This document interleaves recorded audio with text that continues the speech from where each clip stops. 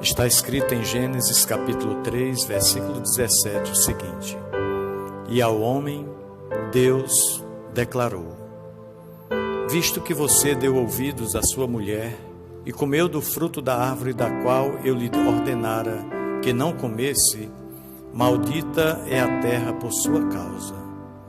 Com sofrimento você se alimentará dela todos os dias da sua vida.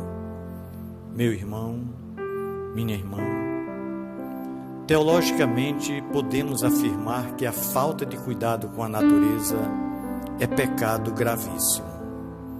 É por causa do pecado que o homem amaldiçoa a terra com seu descuido e com a sua ganância.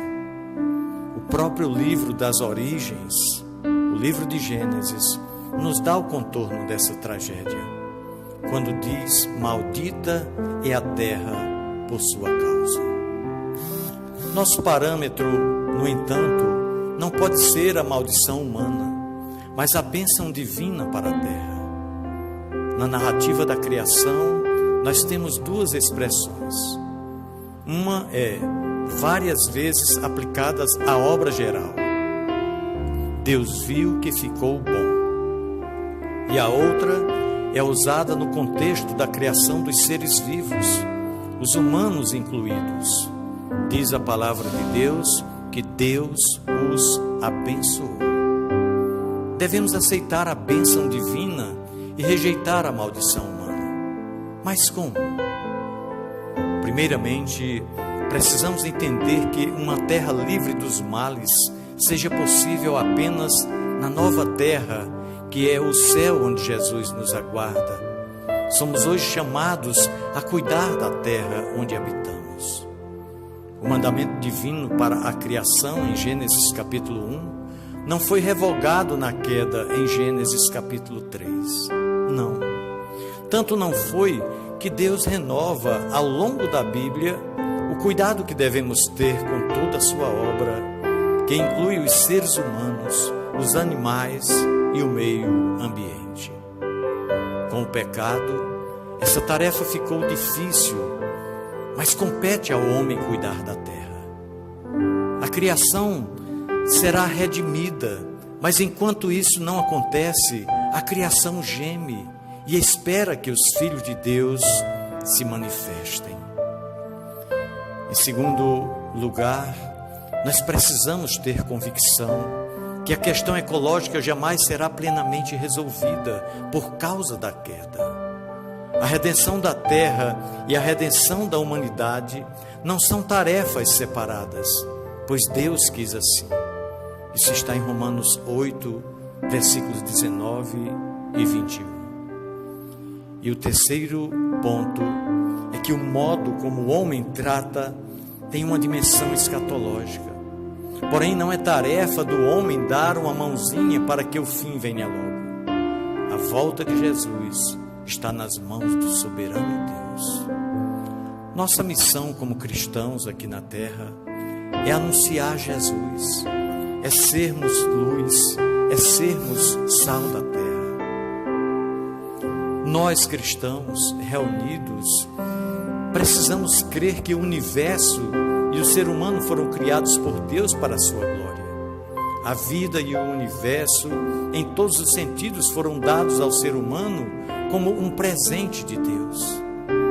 O universo foi dado ao ser humano para a sua morada, para o seu sustento e para o desenvolvimento de sua história de vida. O ser humano foi criado como um ser livre, mas ao mesmo tempo dependente da soberania de Deus.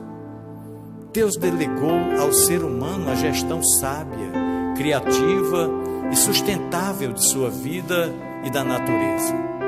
Porém, depois da queda e rebeldia, após a criação, o ser humano desvirtuou-se dos propósitos divinos da criação e passou a gerir, sem sabedoria, a sua vida e a natureza, sem se preocupar com a sua sustentabilidade.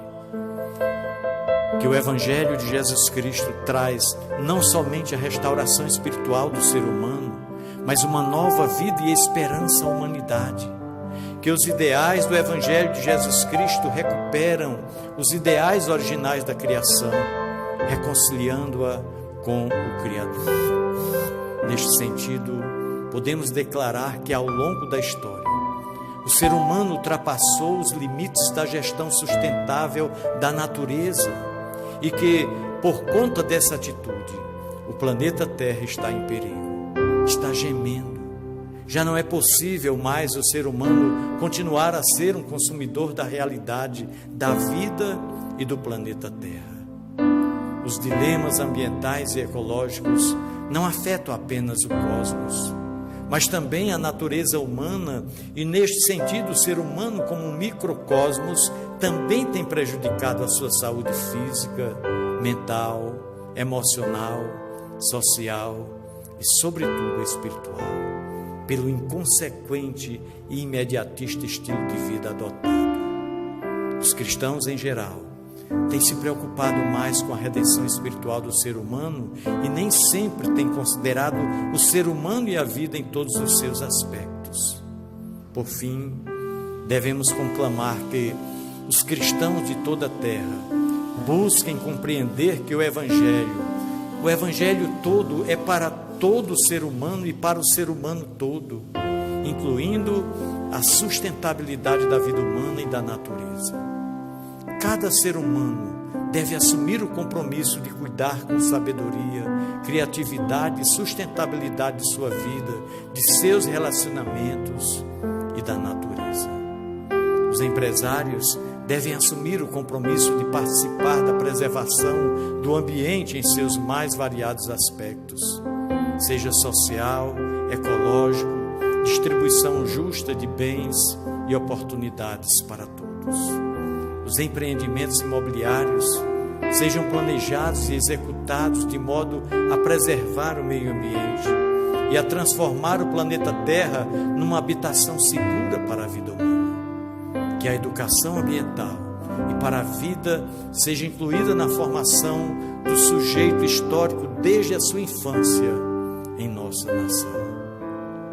As autoridades governamentais em todos os níveis devem lutar contra a inércia, contra a corrupção, o imediatismo e estabelecer legislação sábia, séria e respeitosa à vida humana e à preservação e ocupação do meio ambiente. As autoridades devem assumir com seriedade o papel de agente fiscalizador do uso sustentável da natureza, de modo a preservar também a vida humana, evitando assim os desastres ambientais como os que ultimamente temos visto na TV. Tudo isto para que conquistemos a vida plena e o meio ambiente.